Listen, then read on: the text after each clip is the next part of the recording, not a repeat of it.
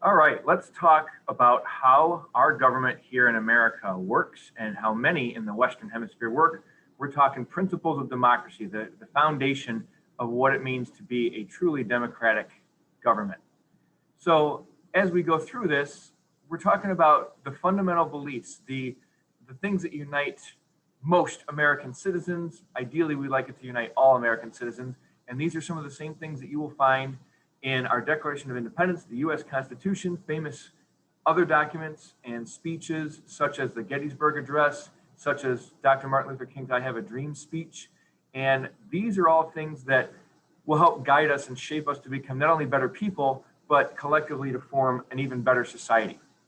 Thing to remember, government is limited by the will of the people. In other words, in a democracy, those in power, those who are serving in our government, get their power from the people. And because there are elections, there are free elections, and they have to run for re-election, their power is limited by the will of the people. And in other words, they need to do whatever's necessary that's going to not only create for a good society, but to keep their constituents, the voters, happy. And these principles that underline much of what we do in our American government are designed to protect basic rights that Thomas Jefferson pointed out in the Declaration of Independence. Those are life, liberty, and pursuit of happiness, and we'll talk more about that. And as people are preserving these rights and doing good, that's going to improve society, or what we call the common good, which is a crucial core democratic value. So democracy comes from the Greek word demokratia, which literally means people have the power.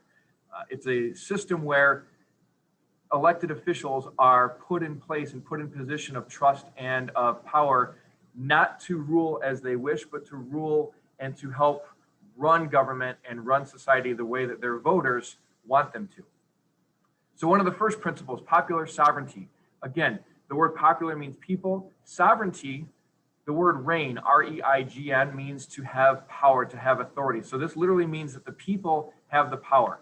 And governments get their authority to rule and to make decisions from the consent of the governed, or in other words, the people in society give them this authority and say, we trust you because we elected you. We trust you to run things the right way as we see best fit. And in a democracy, typically majority rules, or in other words, the group that makes up the larger percentage of the whole pie. But the rights of individuals, all individuals, must be considered and represented. And people have the right to agree to follow these rules. And if they don't, they know that there could be some consequences, because ultimately the worst consequence is to have a society that is not functional and a society that is divided. So also under Patti, the people understand that if government is doing wrong, they, the people, have the power to change and try and fix it for the common good. And we see this through elections.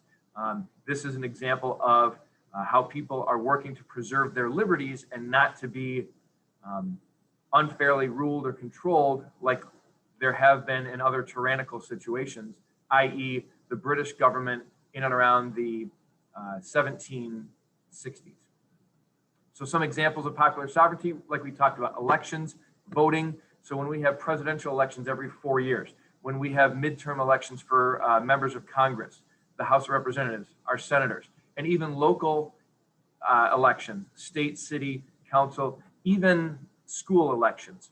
The Ninth Amendment is another example, because this is an amendment that says anything in the Constitution that is not specifically guaranteed to the federal government or the state governments, the people have the right to kind of make their decisions as they see best fit for themselves, but more so for the common good.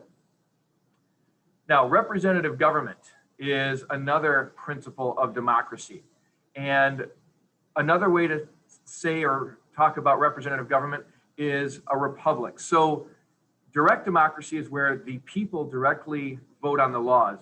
A republic is a form of representative democracy where the citizens, educated citizens, and citizens that trust themselves to make the right decisions can elect officials who will then put forth the laws and carry out and enforce the laws as the people see best fit. So when we think of representative government, think of that word represent. You're electing representatives to kind of do your bidding for you. And if they're doing a good job, you can choose to reelect them. If they're not doing a good job, when they're up for the next reelection, you have the authority to vote in somebody else. Also, with representative government, it's implied that these representatives run the government with impartiality and fairness. So not what's going to be best for them, not what's going to be best for a select group that they might be associated with, but more so what's going to be good for the majority of the people. So everyone needs to be granted justice. And the word justice simply means to be treated as someone is deserving to be treated. So do good, you could expect and should expect privileges and benefits. Do bad, and it's expected that there's consequences to try and shape individuals to make sure that they're working for the common good. So we see the core democratic values of truth and justice brought forth in this principle of representative government. So some examples of representative government: the House of Burgesses, which we talk about in Unit 1 when we look at the beginning of America. Our president, so we elect our president, we elect our members of Congress, so representatives in Washington for the Senate and the House of Representatives, but also within the state level, we have a state Congress and those officials are elected. Even within our school, student council, we will have an election to vote on which students, which candidates you might feel best to represent the student body. Rule of law is another principle of democracy, and this is simply put that all people, even members of government and law enforcement, so yes, the president, senators, Supreme Court justices, they have to follow and obey the laws just like everybody else, and if they don't follow them as they are designed to be followed, consequences can follow. So with the rule of law, we see again justice, where the right is supposed to come out and people act the way they're supposed to act and they are treated the way they deserve to be treated, and equality as well. So no one's above the law. So as you see this graphic here, this should be equal. So we, the people, the quote unquote common citizens, are held to the same standard as lawmakers and law enforcement officers. It's a level playing field. It's not one above the other. Some examples of rule of law: the president, members of Congress, those individuals can be impeached, which means charges can be brought up and then a special vote is put on by the United States Senate to determine if they should be removed from office.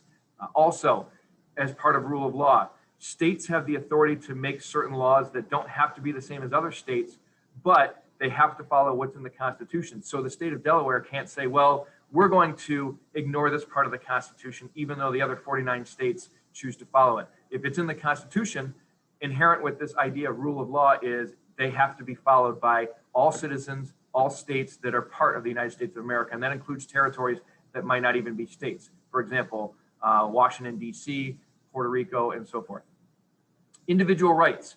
It's inherent and it's implied that at birth, all people are granted certain what Jefferson calls inalienable rights, which means they can't be taken away without good cause or due process. So due process of law basically means citizens, if they are accused of wrongdoing, are entitled to represent themselves, to speak on their behalf, to get a fair investigation, to be questioned, to have the chance to answer those questions, to call witnesses to speak on their behalf.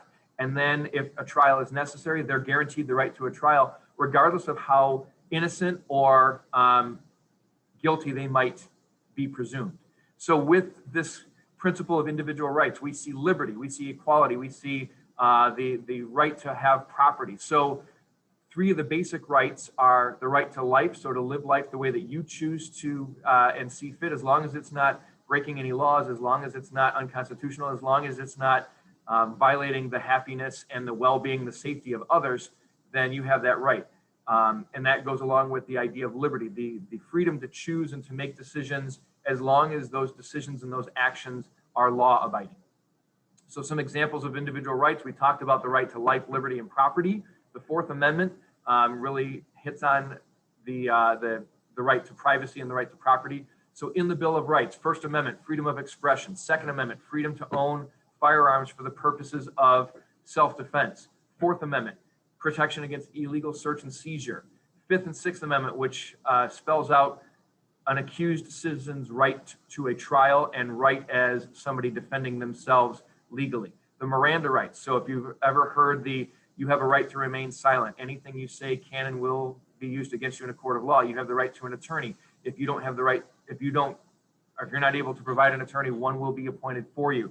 So if somebody is put under arrest, those Miranda rights have to be read to them, and that goes under the umbrella of individual rights. And then 14th, 15th, and 19th Amendments. So the amendments which grant people and citizens the right to vote, assuming that they are of age, as well as the 14th Amendment, which says that the law has to be applied equally to everyone.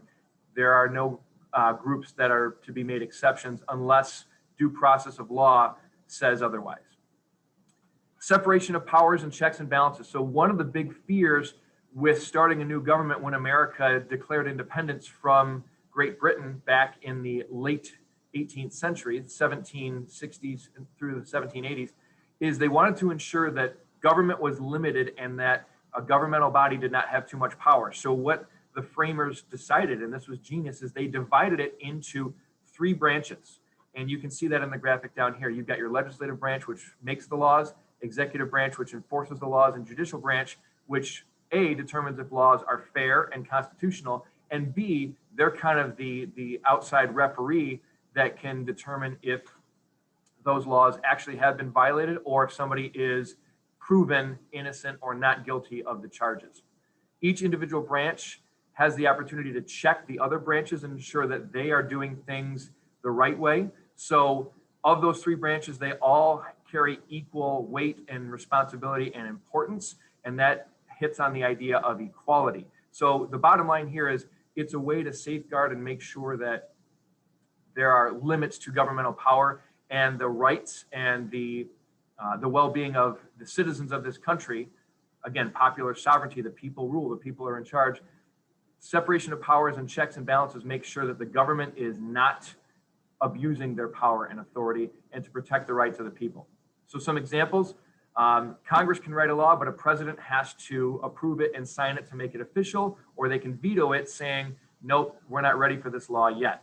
And even if both of those things go through, if Congress writes a law, the president signs it into law, if it's unconstitutional, or if the Supreme Court determines that that's not what should be happening, they have the power to declare it unconstitutional through the process of judicial review, which we got from the case of Marbury versus Madison. We'll talk about that this year.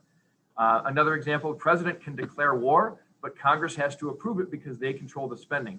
So this prevents presidents from overreacting and making impulse decisions because of poor foreign relationships. If a president is upset because their character is being attacked by another foreign leader, this prevents the country from going to war just because one person took offense to something. And war is always wanting to be avoided unless it's absolutely necessary, because war is not only very dangerous and it brings about a bunch of anxiety, but it's also extremely expensive. And so this is a check on a war that doesn't need to happen necessarily. And then another example, Supreme Court judges can serve for life, or as the Constitution calls, during times of good behavior, but the president has to appoint those judges, and then those appointments have to be okayed by Congress. So Congress has to determine that, yes, this new Supreme Court judge that the president has named is fit for the job, and this limits the president from just putting in family members or friends that they might owe a favor to. In addition to all these principles, people in a successful democracy have to respect that there's diversity or differences, and these differences should be embraced and used as an advantage to make the society better, to keep the country strong or to make it stronger. And again, that idea of working for the common good. And when we talk about patriotism, patriotism is when citizens who want their democratic society to succeed, they want their country to be strong, they show loyalty and support to their country. Doesn't mean that they agree with everything that the government does. It doesn't mean that they are 100% satisfied, but those who are patriotic say, I'm going to not interfere with the workings of a government that I am putting my trust and faith in. And again, going back to popular sovereignty, if they feel that the government is abusing their privileges, they can bring that up. They can change things in the next election, or they can bring it to the mind of state senators and state representatives, who then can bring it up in Congress, and then those checks and balances can come back in to try and level things out and make sure that things are corrected and done the right way. So where does democracy exist? Well, if you look at the map here, primarily it's in the Western Hemisphere, so North and South America. Obviously, the United States of America, we have a democratic style of government. Same with Mexico, same with Canada. A lot of these countries in South America and even Central America, and in many parts of Europe as well. So the blue shaded areas here are where democracy currently exists today in some form, whether it's a direct democracy or whether it's a republic, or in other words, a representative democracy like we have here in the United States.